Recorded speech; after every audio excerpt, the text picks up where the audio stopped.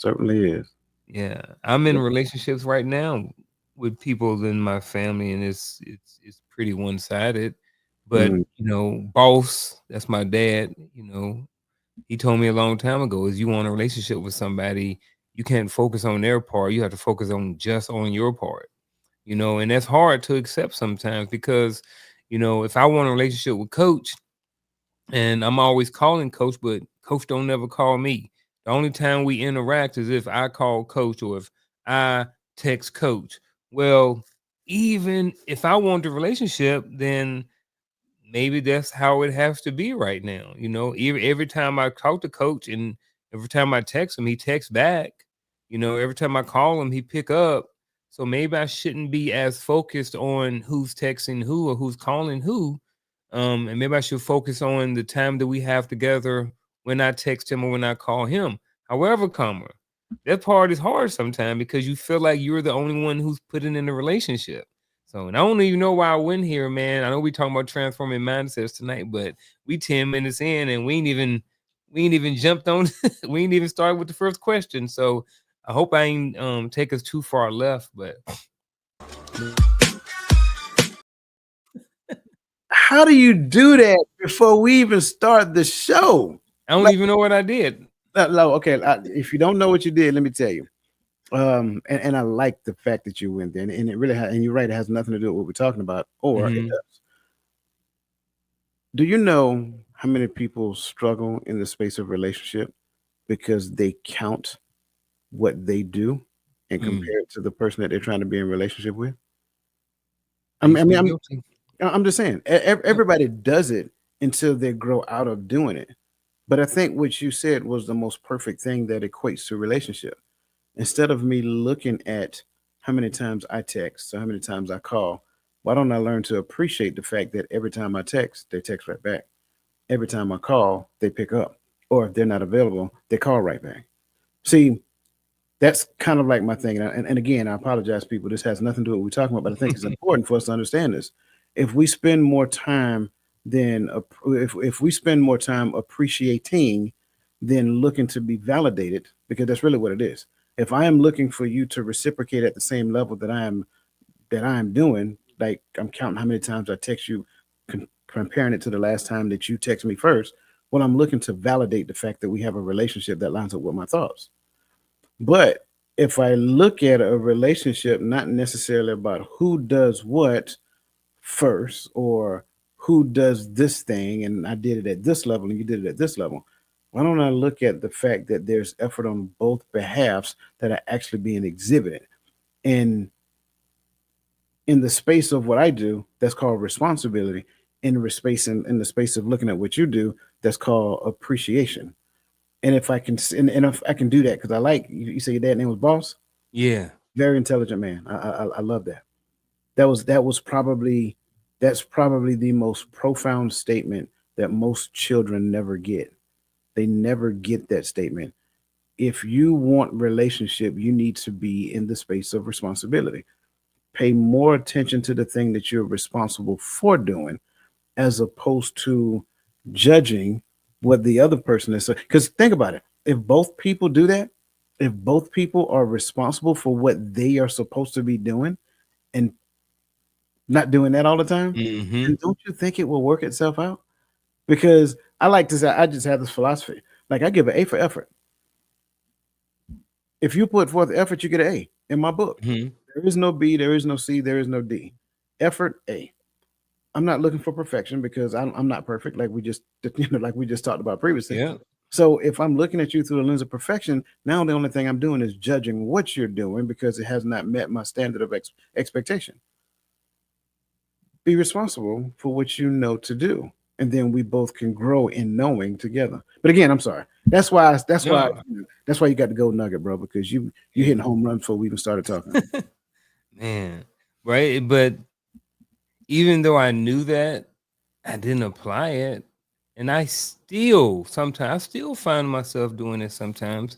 And like you said, I think it's kind of natural. And like you said, until we grow out of it. And even sometimes when we're over it and we think we've grown out of it, there still may be some some sprinkles of that old mindset there. So I think even though maybe the topic that we're talking about was off subject, but I think what we are talking about is transforming mindsets for extraordinary achievements. Like, because my mindset has shifted, you know what I mean? Those relationships have gotten better. And even I remember one of those relationships was very one-sided.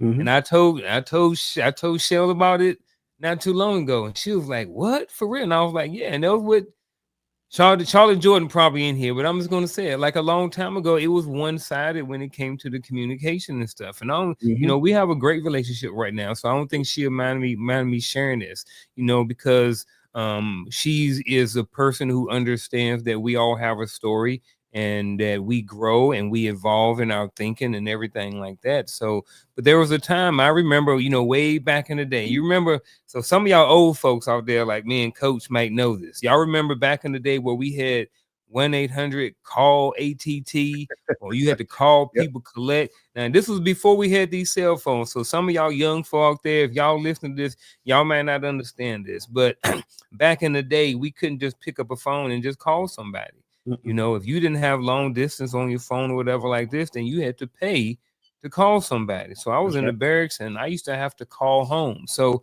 I remember having a conversation. My mom is like, um, "Well, how come you don't call more or whatever like this?" It's like every time we talk, I call.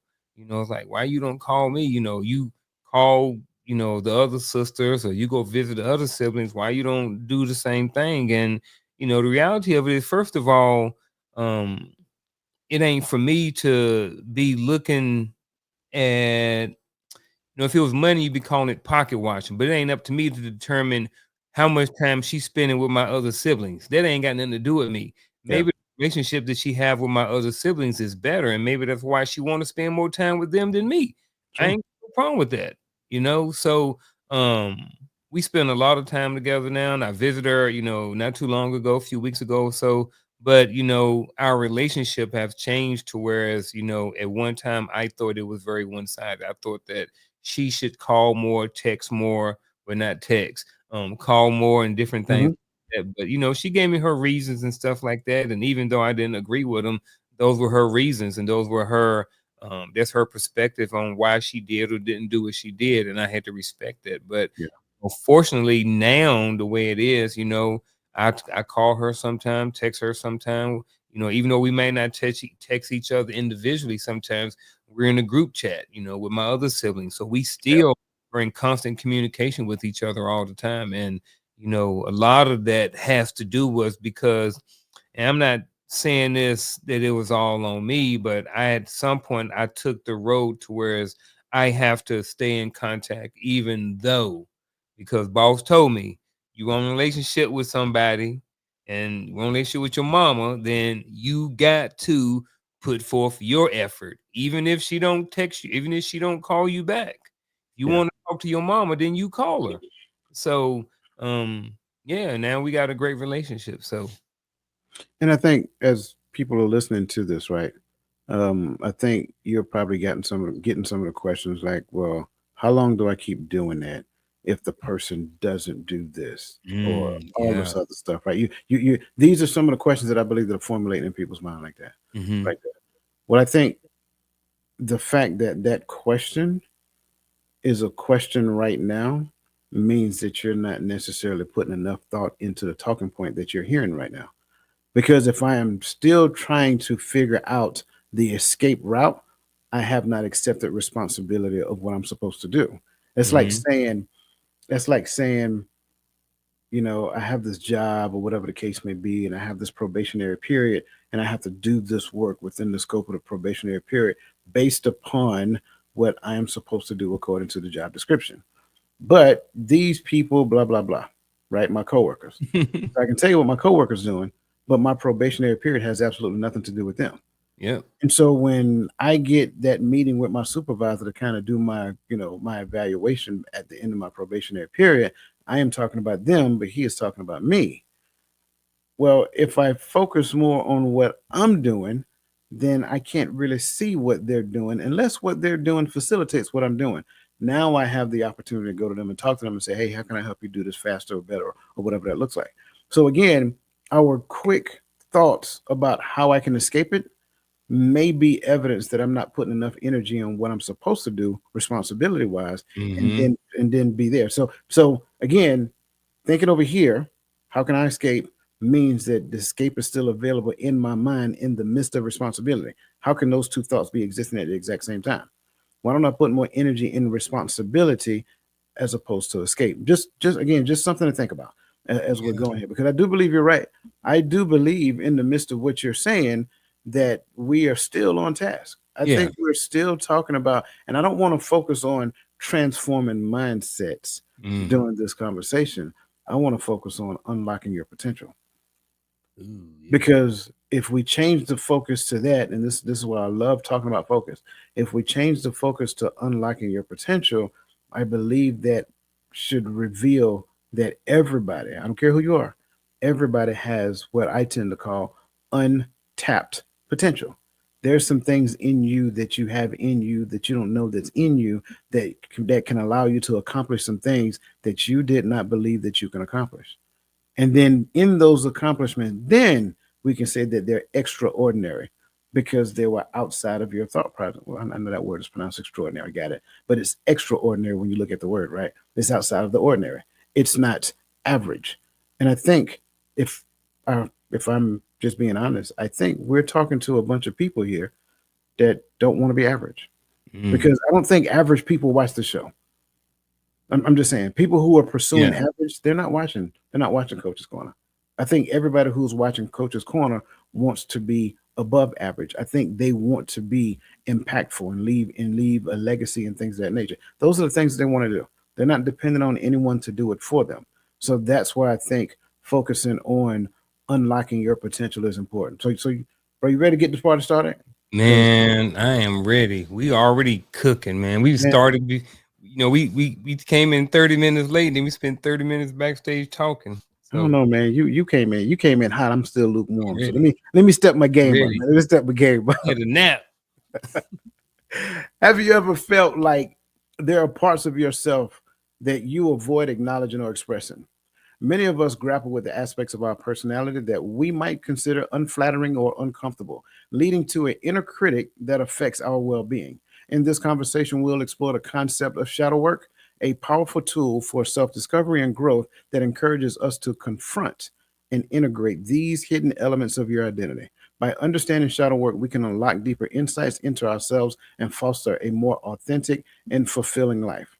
So, that being said, I kind of want to go back to a talking point we had before, because we touched on it previously and we touched on it and we got off on it. And I'm not saying that we're going to dive deep into the abyss as it pertains to it, but I really want to look at how neuroplasticity and identity reconstruction plays hand in hand, because I think it's important for us to understand.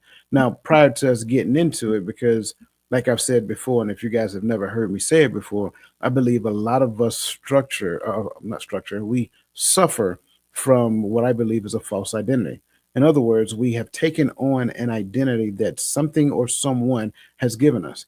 And then we struggle in different aspects of life because we're trying to figure out, how can I express this identity while being accepted at the same time? So when it comes down to neuroplasticity, neuroplasticity is the brain's remarkable ability to recognize itself by forming neural connections throughout life. This process allows the brain to adapt to new experiences, learn new information, and recover from injuries. Neuroplasticity occurs at various levels, from cellular changes involving individual neurons to large scale cortical remapping. And so there are three features when it comes down to it. You have synaptic plasticity, you have functional plasticity, and structural plasticity.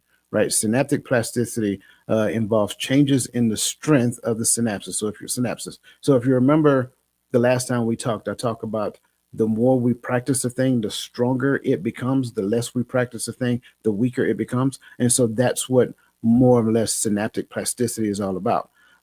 So the repeated activity makes it stronger, and it allows for easier signals to pass between the neurons. Functional plasticity refers to the brain's ability to move functions from damaged areas to undamaged areas. So this notion of plasticity is happens or is tapped into when injuries occur. And then last is structural plasticity, which involves physical changes to the brain structure in response to learning and experience. Now, why am I saying all that? Just simply because I want everybody to have kind of like a brief understanding of what neuroplasticity is and how it can be used, or how it's used to reconstruct our identity. Because remember, a false identity practice will create stronger pathways, and then it becomes habitual. So it requires us to change a neural pathway or a way of thinking or seeing or viewing a thing and practicing that thing in order to reconstruct a new pathway. So I did a whole lot of talking just now, bro, to kind of set the conditions to get to where we are right now. How can understanding the power of neuroplasticity, or how can understanding neuroplasticity empower you to rewrite not just your habits, but the very identity you associate with your past failures and successes? Sheesh, there was a lot. And I'm thinking about this, and I'm looking at the question again. I'm gonna read it one more time for myself to make sure that I got all my thoughts. So, how can understanding neuroplasticity empower you to rewrite not just your habits, but the very identity you associate with your past failures and success? I think how it can help empower you to rewrite is, I think it can help you build or create more, what's the right word, more like more stronger or better habits, like a better habit, like that kind of identifies with kind of sort of who you already are. So like, one habit, everybody got a habit, get up in the morning and we brush our teeth, right? But that's like a surface level habit that we do every single day just to maintain our health and stuff like this. But a conscious or very well thought out habit that really helps you with your day-to-day life, or just helps you in life in general, I think it's something that can come from that. When you have a, and all habits are important, and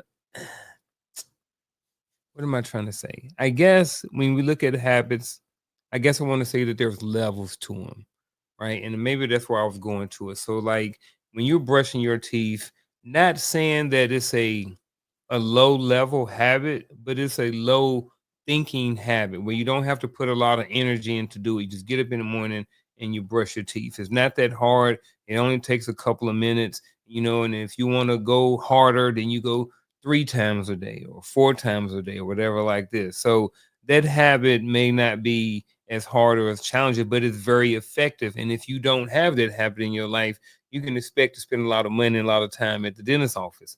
So, when you're somebody who doesn't, maybe doesn't take care of their body at all, what I mean? You're going from nothing. You're on the couch, you're in your tablet or your smartphone, and you're wasting a lot of mental and physical time.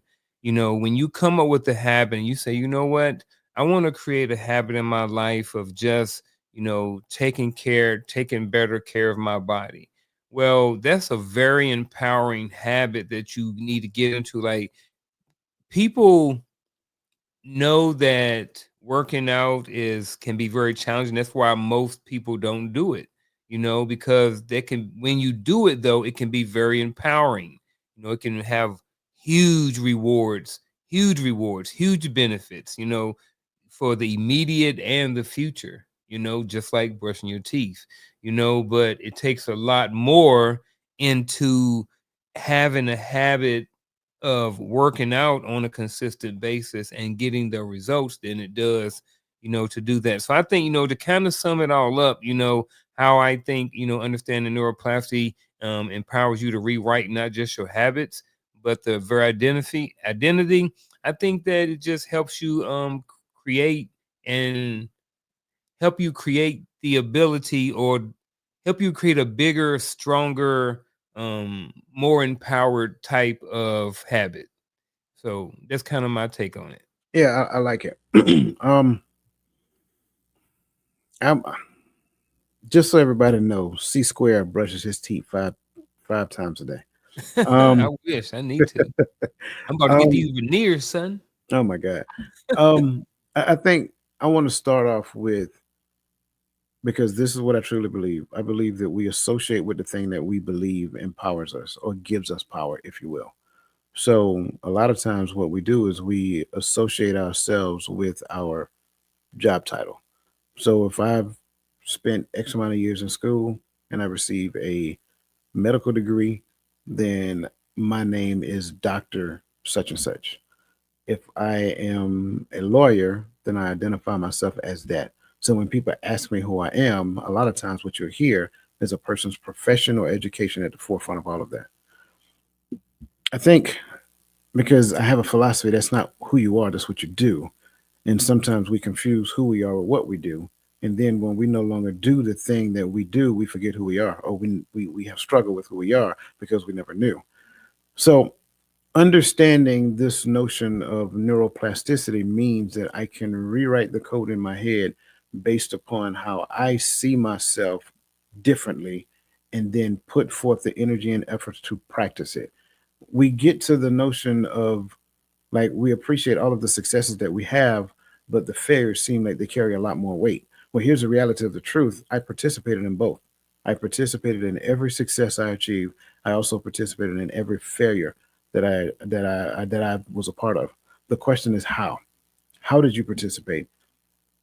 I probably realized when I go back and research in the thing that I was successful at, I probably was a very active participant. In the thing that I failed at doing, I was probably more passive than anything. So before I start coughing. So it helps me to understand that what I'm thinking in every moment in time factors in what I'm actually doing, not only what I'm doing, but how well I'm doing it. A lot of times we do the things that we feel good about doing. And then those are the things, excuse me, those are the things that we throw ourselves at to make sure that it works well. But then there's a thing over here that we don't like doing, we don't feel like doing, we don't even feel equipped doing the thing. But then we're kind of, we're gonna try it, right? Kind of goes back to what I said previously. Like, how long should I continue to do that before I realize that this relationship isn't for me? Same thing with the thing that we failed at some point. We were just kind of like haphazardly doing a thing, whatever the case may be, and I'm gonna try it. Well, the word try means that I'm not necessarily committed to it. I am going to put some energy in it until I get the first inclination that it's not working for me, it doesn't empower me, or whatever the case may be. And then I'm not going to throw myself at the thing, and then I'm fail at the thing, and then I'll say that thing did not work. Well, it's not that that thing didn't work. You didn't necessarily work for it, not like you worked for the things that you were successful at doing. So, understanding neuroplasticity helps me to understand the way that I think about the thing matters, the way that I speak about the thing matters as well. A lot of times, the way that I speak about the thing comes from well, not a lot of times, it is. The way that I think about the thing literally drives the way that I speak about the thing. So if you hear me speaking about a thing and I'm not speaking about a thing in a manner to which I am, like, I'm positive about it, that tells you what I'm thinking about it. So even within the space of community, we can actually be accountability partners and say, hey, why don't you like taxes that much? You know what I'm saying? That's me, transparent. If you ever hear me talk about taxes, I don't like them. So I don't talk positive about them. So why don't you do that? Like, for real, like, questions like that, we can help each other. So once we change this thing, it drives this thing and drives these things. But I have to put it into practice. I have to practice the positive side of the thoughts that equate to the thing that I really want to do and be successful at doing. If I don't do that, if I don't change this thing and I call myself just doing this thing, that's a facade. That's not authentic. I'm just saying this because of the people that I'm around, but I still think the same way about it. So neuroplasticity helps me to understand that I can do it. I can change the way I think about the thing. I can change the way I speak about the thing, and I can change the way I approach the thing. And if I do it enough time, I start creating those thicker synapses, right? And they, what is the phrase, the cells that fire together wire together. So when we fire these cells, this is firing and wiring, right? So the cells that fire together wire together. So as I am practicing this consistently, these cells, these neural pathways, they start firing together and then they're wired together. And then ultimately, this becomes a habit that I'm not only just doing because it helps to reshape my identity, but I'm doing it now and I feel empowered doing it because now the information is flowing more fluidly. Man, you broke that down a lot better than what I think I could have. I don't know if I actually broke it down, bro, but I think eventually we got there. All right. Yeah, I definitely agree with that. Yeah. Um, Paradigm. and I greatly appreciate everybody who is listening. And again, if you got any questions, put them in the chat. Please We do. would love to entertain your questions. Also, if you have not done so yet, make sure that you hit that like button and make sure that you share it because again, this is stuff. Again, I wish I'd known this when I was younger. If I had known this as a 20-year-old man, I think my life could have been different. Not saying that my life didn't turn out the way it was intended to, but imagine if I had understood this, at 20 years old. Imagine if you had understood it at the age of 20. Oh So, man, it would have yeah. worked great in my life. Oh man, absolutely. Okay. So the paradox of choice and mental clarity. So we kind of talked about clarity a couple of weeks ago. And again, I want to make sure that everybody understand what a paradox is. And so an example of a paradox is like having too many options can lead to anxiety and dissatisfaction. So like let's just say when shopping for a pair of jeans, I'm just using that as or an scenario, a pair of shoes, Jordans, right? Yeah, When Jada. shopping for a pair of shoes, a person may feel overwhelmed by the variety available, leading to indecision and frustration rather than satisfaction. But options are good, right? What if Yeah, you only had options that? were great. Yeah, like what if you only had one? So now you start to see how one can like the presence of a thing can create a feeling of unwanted feeling on this side. So we got to kind of like look at it from that perspective. So um, when or how does the fear of making a wrong choice, going back to your Jordans here, how does the fear of making a wrong choice influence our ability to commit to decisions? And what steps can we take to cultivate a mindset that embraces imperfection and experimentation? I know that was a lot. Hmm. So let's take it in bite chunks. Like, how does the fear of making the wrong choice influence our ability to commit to decisions? And what steps can we take to cultivate a mindset that embraces imperfection and experimentation? I will say this, and I remember being in the military and having leadership tell me, make a decision, you know, even if it's the wrong one, make a decision, right? So I think what happens is over time is, at least for me, I think it helped develop a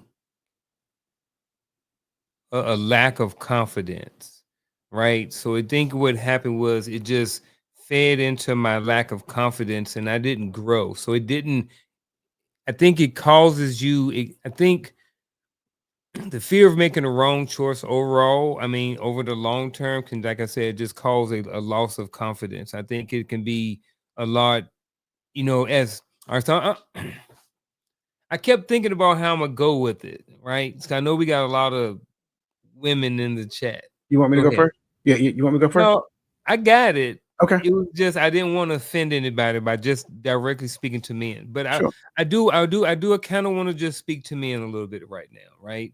But this can apply to anybody who needs a certain level of confidence in your workspace or your marriage or relationship or wherever you may be. But I think as a man, and you're kind of looked at as somebody who's to take over the world, who's to protect and to provide and stuff like that. But when you can't make decisions and when you don't have that confidence, I think that affects so much other things in your life. So I think that when you are constantly going time after time and years after years of having the inability on the fear of making the wrong choice, I think it really affects your level of confidence. And I think that it doesn't help your confidence going forward. So now I'm back off of that. But I did want to say that I think that for men it's just hard. And it can make your life a lot harder when you are a whole grown man, and you can't make a decision, or you still have the fear of make a decision.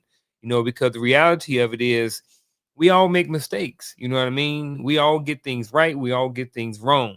Hopefully at some point what'll happen is that, well, I guess I'm getting to the solution. So let me back up a little bit before I get there. But so I would just say the loss of confidence over time from having the fear of making the wrong decision. Um, and I think, when you're looking to get a solution, I think that sometimes what you have to do is you have to start building that by building that confidence. Sometimes you just got to start small. Sometimes setting time limits for your decisions can be a solution to this, right? So, all right, so I got to make a decision about this. All right, so I'm going to make this decision by this amount of time. And then you make the decision within that amount of time. You look at all of the pros and the cons, whatever it is you need to know, whatever information you need to have in order to make that decision. You put the time down, and then you make the decision based off of that. So I think that's one of them. And then as you get, more confidence, then you start that increasing that time, where I mean lowering this, where maybe you make a decision within an hour, where now you're going to make a decision within a half hour. Now, granted, this definitely goes into whatever the decision is about. There are some decisions where you need to take more time. Before you go out there and spend a bunch of money on something, you need to think about. You may need to think 24 hours, like, you know what, do I really need this brand new car? Do I really need these new shoes? You know what I'm saying? So some things take a little bit longer to think. But overall, just to kind of sum it up real quick, this question right here, I think it can cause a loss of confidence. And I think one of the a step that you can do to help cultivate a mindset is just by, in this situation, starting strong. If you're having problem making decisions, then maybe put a timeline on it, and give yourself a certain amount of time to make the decision, and then make the decision and then move forward. I like that. I like that response. This kind of reminds me of when I was in the army, and I had a saying I used to tell my soldiers, because I never wanted my NCOs to not make a decision. Like, I would tell them honestly, I prefer you make a decision and then learn from the mistake that you made in making that decision, as opposed to not making a decision at all and then get put at the position of parade rest, where I tell you, when I tell you I don't need an overpaid private. So Mm-hmm. I said all that to say, because a lot of times you see it in organizations as well, that you don't want to create an environment that has a no fail mentality. Uh, Yeah. and in the army, there's only really one no fail job, and that's a parachute rigger, right? For obvious reasons. Mhm. Air Um, traffic control. well, yeah, that's true too. Right? That's They true all too. along the same lines, They're though. along the same Yeah. lines, absolutely. And so, when a person is conditioned with the fear of making the wrong choice, they do nothing. A lot of the times they do absolutely nothing. It renders them to the place to where they're literally incapacitated, because they're stuck over analyzing, right? Analysis by paralysis. They're over analyzing the, you know, if I make this decision, this could potentially happen. Well, if you don't make the decision, that'll never happen anyway. So it's Mhm. like they struggle in that space because they don't want to take the risk of making a wrong choice. But if they don't take the risk of making a wrong choice, they'll never achieve the risk of making a right choice. So all of that happens. And I love the fact that, what you said on how to cultivate a mindset that embraces imperfection. I'm not looking for you to be perfect. I'm looking for you to be progressive. Because if we keep that as a mindset, that progressive notion of living means that I can make a mistake, learn from the mistake, as long as I keep moving forward. So even in the job market, like, if you make a mistake at work, like I used to tell my soldiers all the time, if you make a mistake, that's fine. As long as you don't kill nobody, I can fix it. I think that holds to be true in almost every place except bank. Don't mess up my money. I'm just saying, right? I think that holds to be true That part. in just about every place of existence. But even in that, it's like a keystroke and they can fix it. So in this digital world, fixing problems are a lot more easier now than what it used to be 20 years ago. If we embrace the idea of progression, which means I don't have to be perfect, I can be imperfect. And sometimes, in order for you to learn something new off of the beaten path, you got to try it. You got to take a risk and try it. That's how new processes are discovered.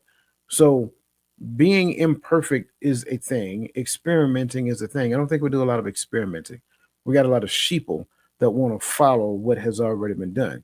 So when this person shows up and says, "Oh, I want to be the latest and greatest of the TikToks," so I was just telling somebody the other day, like, you see brand new you see creators on YouTube that has created a life for themselves that people dream about.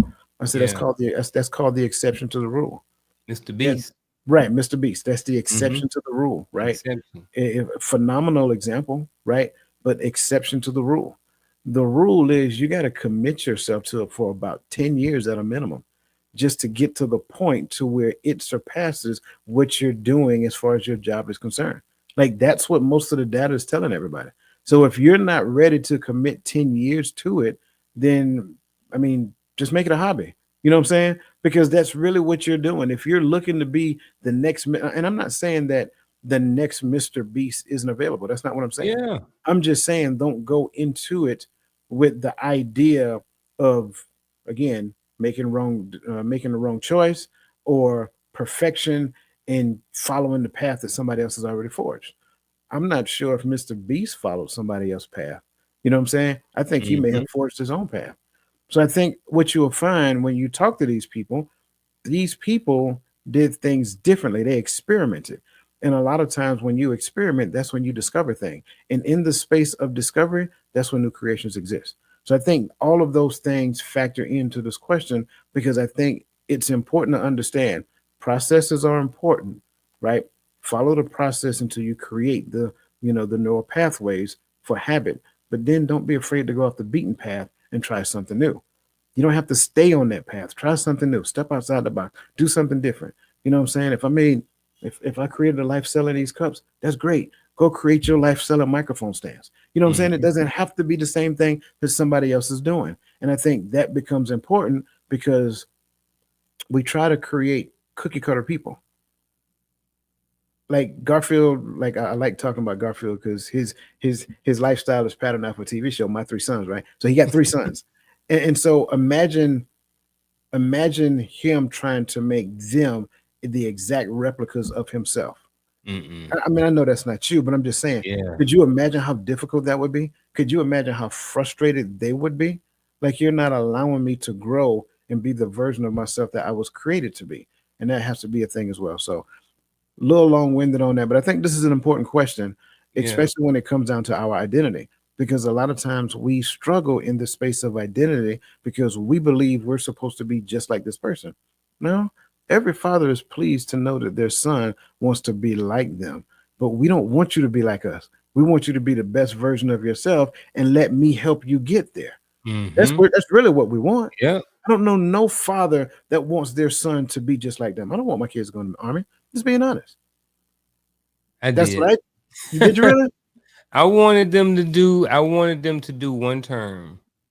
That was it. And I got my wish. Yeah. My oldest I think my oldest son did about 2 or 3. He did 9 years. But Mhm. yeah, I wanted all three of my sons to go in. And then when they went in, I was still happy. But when the youngest one got deployed, I was like, like Mhm.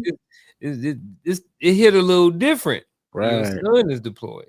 Right. But there was something else you said too during this question that kind of got, I know it definitely got glossed over by some people, but some people may have gotten it.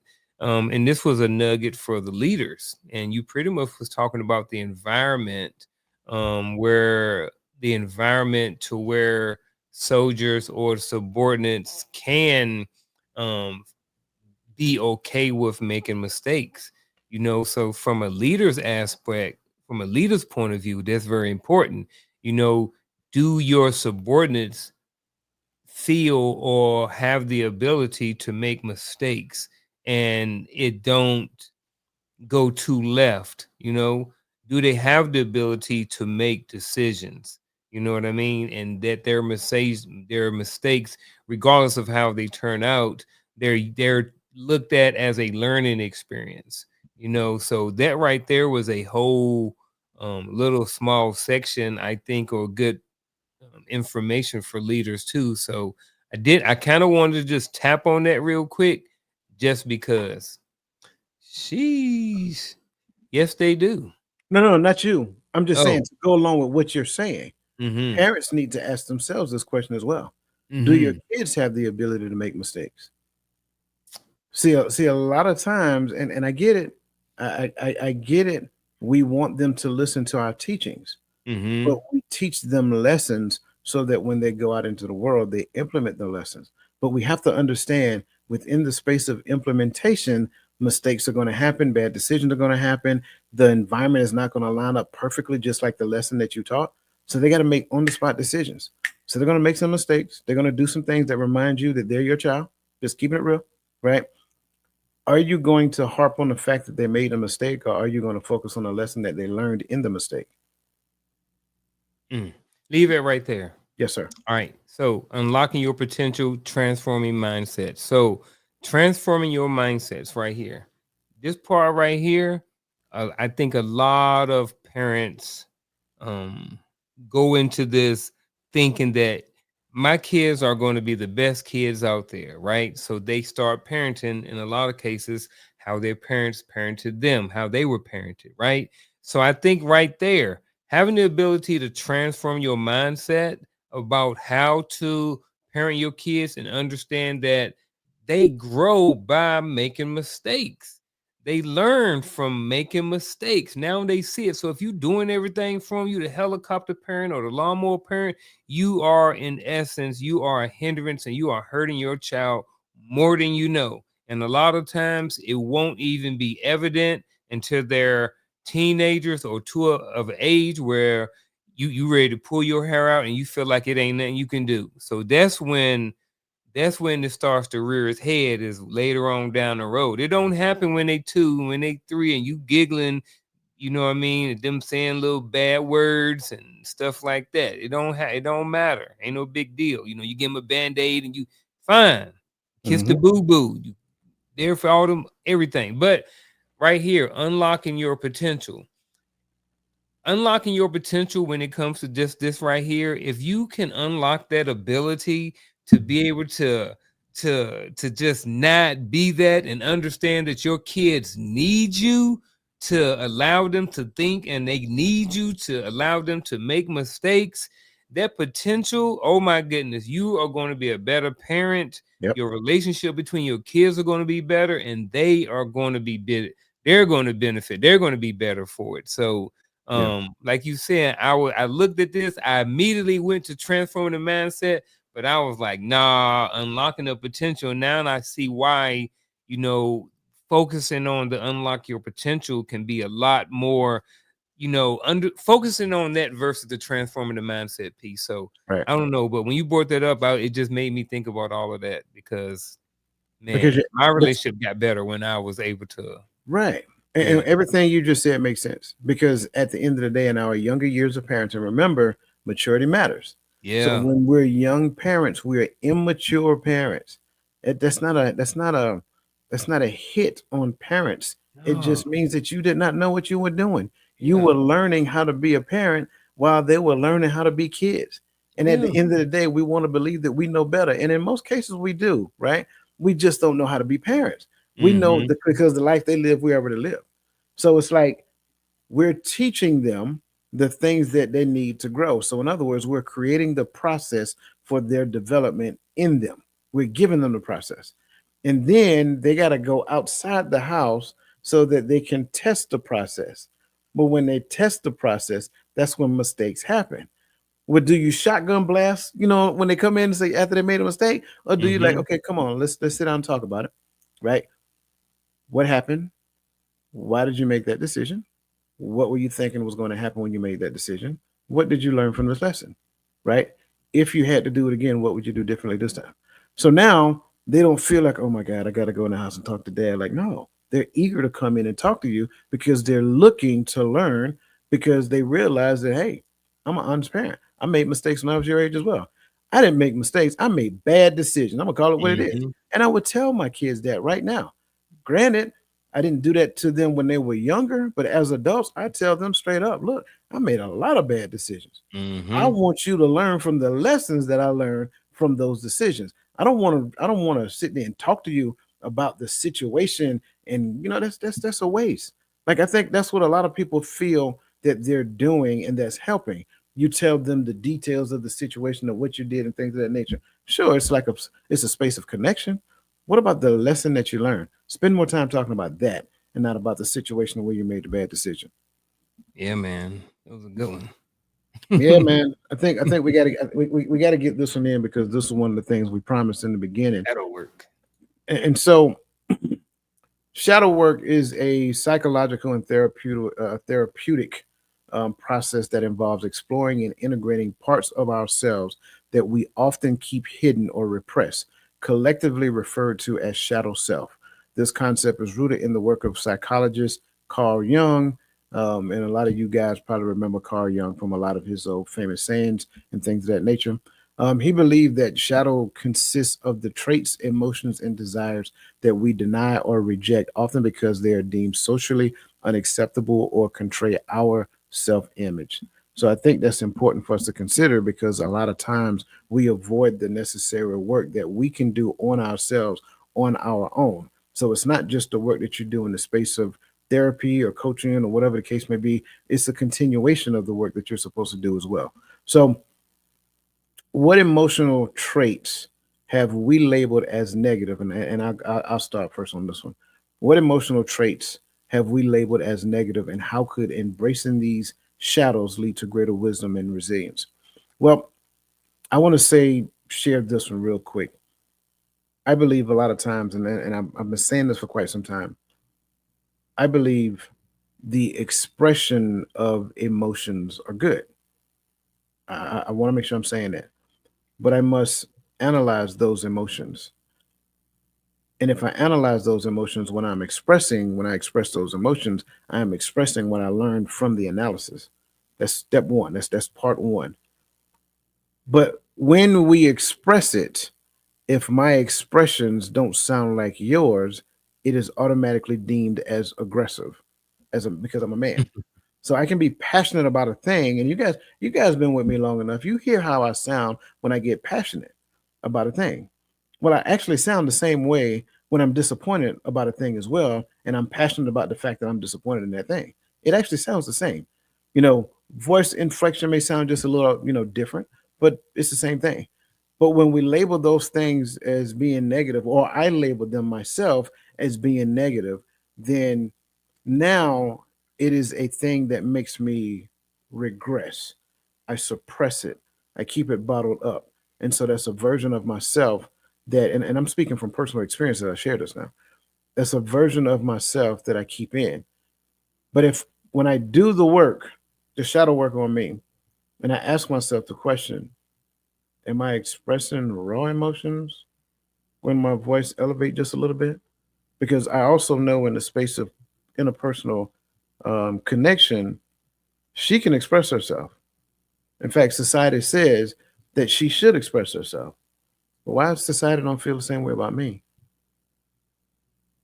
Am I expressing just raw emotions, or did I analyze the emotions and think about why I am upset, disappointed, whatever the case may be, compared it to the thing that I believe that I get my life principles from, and then attempted to have a conversation based upon that? And every time I went back and did that, the answer was yes, that's what you did. You wasn't expressing raw emotions. You was expressing the emotions, but they were analyzed compared to what was done wrong in the environment, and how it only focused on one person and it omitted everybody else, which is what we call self-centered behavior. So then why is my emotions being labeled as negative? They're not explosive. They're not toxic per se. They're not none of those things. So once I really stopped and thought into that, I came to the realization, me expressing myself is no different than her expressing herself. But the thing is, both of us should be able to express ourselves as long as we're analyzing the feelings that we have in the midst of the thing that we're expressing ourselves about. But if we express raw emotions, then we don't even understand, number one, why I'm feeling the way I'm feeling. And then that person has absolutely no idea what to do with the emotions that you just threw at him. So, or her. So now When we don't analyze the emotion, we just kick it out there. What we're doing is like and I hate, I don't, well, I use it. We're manipulating the person to move at the beat of how I feel. Mm-hmm. And because how I feel was never analyzed, that means now it does not matter what the thing is. If I feel a particular type of way, I just lash out, that person moves, now I have them under my control. But if we go and we analyze those emotions, now we make two decisions. Me, control my emotions if I feel a particular way about a thing and that thing is not wrong, or B, analyze the emotions. If the thing is wrong, now I have the opportunity to go have a conversation with somebody. And I should be able to have a genuine, regular conversation. But then if that person rejects all of the information that you're trying to share with them, do I care enough about that person to stay in the conversation for it to happen? And I think that's where we miss it. I think the answer here is yes, until it gets to the point to raw emotions are now being tossed back and forth. When the raw emotions are tossed back and forth, now what we're doing is we're not listening to anything because everybody is filled with emotions and nobody is thinking while they're talking. So I think within the scope of everything I just said, I may have answered all of that, because when we look at those traits, we have to do the work on ourselves. That's what shadow work is all about. There's a version of me that I suppressed because I felt that it was socially unacceptable, or somebody may have responded to it in a way that did not make me feel good about myself.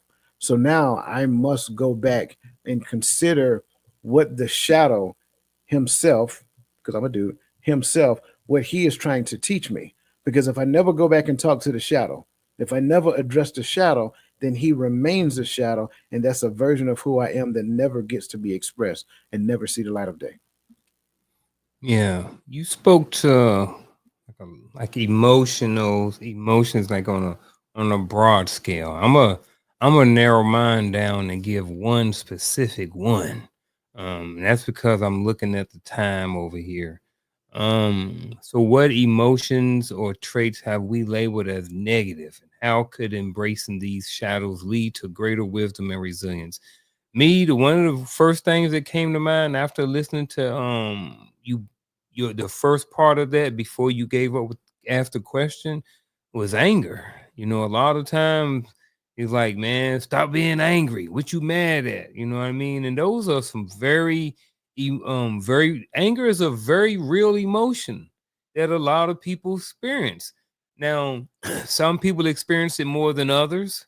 Some people experience it a lot. Some people have a lot more things that trigger them and cause them to be anger more often versus other people. But I think that's one thing that we label as negative, but I really don't. And I think it's also sometimes looked at as uncontrollable. Because when you see Karen on the internet, you know, banging on somebody's car door or somebody's hood or running to go get the manager and they're all upset and stuff like that. Yeah, we look at it, but we look at that as being uncontrollable than it is. But that's not the only form of anger that we see. It's not always in the form of being uncontrolled. Sometimes it's standing in one place, gripping your fist real tight, squeezing yourself, just trying holding everything in. So anger, first of all, looks different.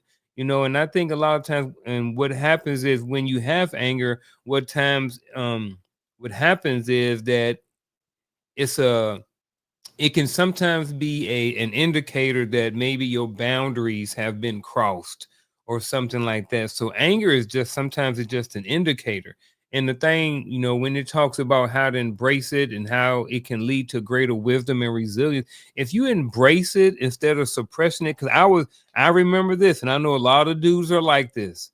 And you kind of hit on it at one point earlier, talking about almost like having a safe place, because a lot of dudes and a lot of people, they hold that stuff in. They hold the anger in. And then what happens is they get into an altercation or something like that. And then now they explode. And then now everything comes out. Now everything that you've been holding in for the last 6, 8, 12 months starts to explode in doing this conversation. So I think instead of doing all of that, is you figure out a way to constructively channel your anger.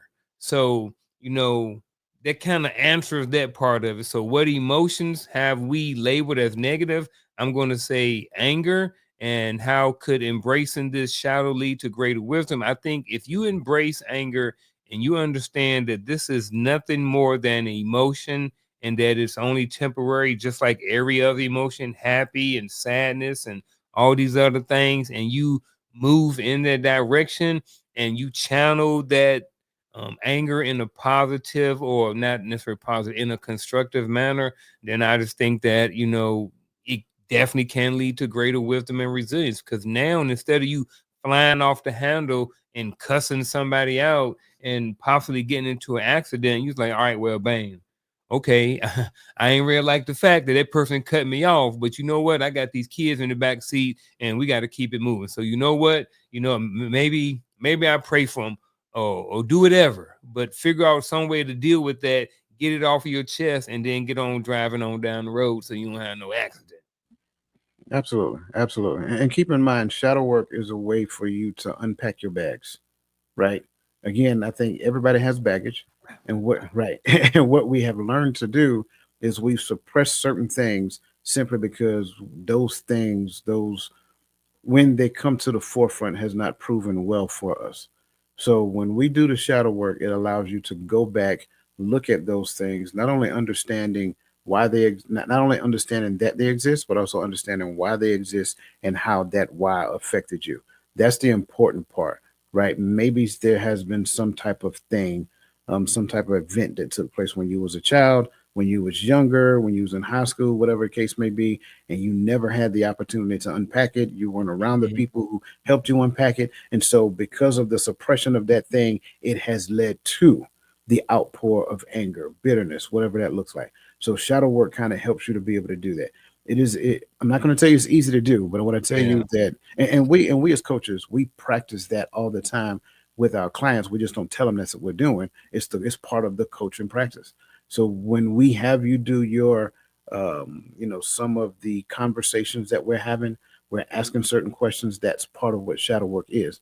So I greatly appreciate your response. Looking at the time, you want to do true false real quick? Okay. Yeah, let's do it. Yep. Let's out these three true false, and we're just gonna call it a day. So All right. first and foremost, true or false. Neuroplasticity refers to the brain's ability to change and adapt in response to experiences and environmental stimuli. Man, True or false? man, that gotta be true. Um, gotta be true. That gotta be true. And Yeah. you gotta be right. And these new terms for me too. We just recently talked about neuroplasticity and the shadow work. So those Mhm. both are, pretty new terms for me. So glad I got this one right. But like you said, even though it's new, you knew what it is. You just didn't know that was the title of it. Yeah. So yeah, yeah, absolutely. Because like when we seemed like back in the day, there wasn't a term for everything. It was just this is what we do. And it's like now everything has a term. So it's Everything. like, man, I know this and I know this and I know this. So people be Mm. talking about, hey, you know this? And I'm like, man, I don't know what you're talking about. Then they breaking it down, but man, I know exactly what you're Yeah. talking about. Just didn't know he had a name for it. Right. Right. All right. Question number two. Speaking of which, shadow work involves ignoring the parts of ourselves that we find undesirable or uncomfortable. Um, I'm gonna say false. You talking about ignoring the parts of yourself. That's just right there. Don't seem right to me. And Um, again, sir, you are right. That is absolutely false. especially stuff that we find undesirable or uncomfortable. Whoo, that's the accountability piece. You got to go in hard on this part. You last thing you want to do is ignore these things. Mhm. Absolutely. Okay. Last question. Engaging in shadow work can lead to greater self awareness and personal growth by integrating hidden aspects of our personality. Engaging in shadow work can lead to greater self awareness and personal growth. I say agree. I agree. I say the answer would be true.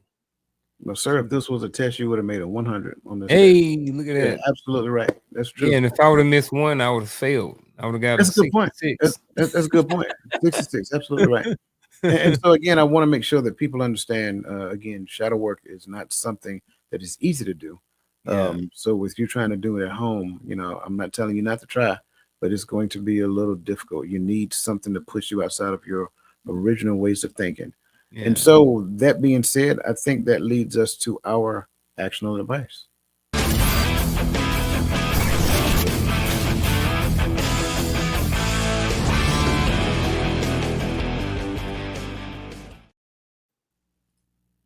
My bad. Blow me up. There it is. All right. Hey, ladies and gentlemen, our actionable advice for this week is just going to be very simple because this is something that I need to do. I want you to do two things. Um, One, go back and look at this video, but also go back and look at the video on what was it? Now I'm having a brain fart. Coach gonna edit this out. Go back, go back and look at the video on. I can't think of it. Darren, Coach, what was that word, man? Give it to me real quick. Neuroplasticity, Yes. but I don't think it was titled that though. I'm looking now. Okay. Go back and look at the video. I don't know if it's titled, but what we'll do is we'll drop the link to that video at the end. Go back and look at that video about neuroplasticity. So that video combined with this video, I think could give you a good perspective about what all of these different things mean. I'm doing it personally because I need to get a little bit more information and a little bit more learned up on these topics. So my suggestion and my actual advice for this week is to go back and look at this video and or that video on neuroplasticity.